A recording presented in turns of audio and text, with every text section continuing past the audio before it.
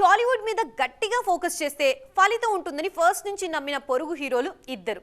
వారిలో సూర్యాది first place. ఆయన్ని follow అయిపోయారు దుల్కర్. అయితే దుల్కర్ కాసింత స్పీడ్ పెంచి వరుసగా తెలుగు సినిమాలు చేయడం మొదలుపెట్టేశారు.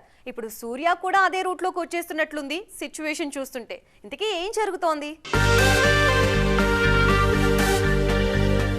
టాలీవుడ్ లో సెన్సిబుల్ డైరెక్టర్ గా పేరు తెచ్చుకున్న వెంకీ అట్లూరితో విశ్వనాథం అండ్ సన్స్ మూవీ చేస్తున్నారు సూర్య. ఫ్యామిలీ ఓరియంటెడ్ ఎమోషనల్ డ్రామాగా ఈ సినిమాను తెరకెక్కిస్తున్నారు. యాక్షన్ తో పాటు సూర్య క్యారెక్టర్ ని చాలా స్పెషల్ గా డిజైన్ చేశారట వెంకీ అట్లూరి.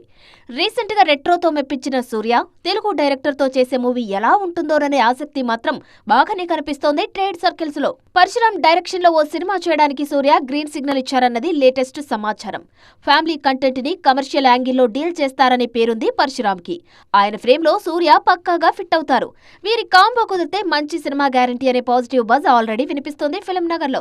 ఆల్రెడీ సూర్య నటించిన కరుప్పు సినిమా పోస్ట్ ప్రొడక్షన్ పనులు జరుగుతున్నాయి. సూర్య ఇప్పుడు చేస్తున్న పనిని గమనిస్తున్న వారందరూ దుల్కర్ సల్మాన్ ని గుర్తు చేసుకుంటున్నారు.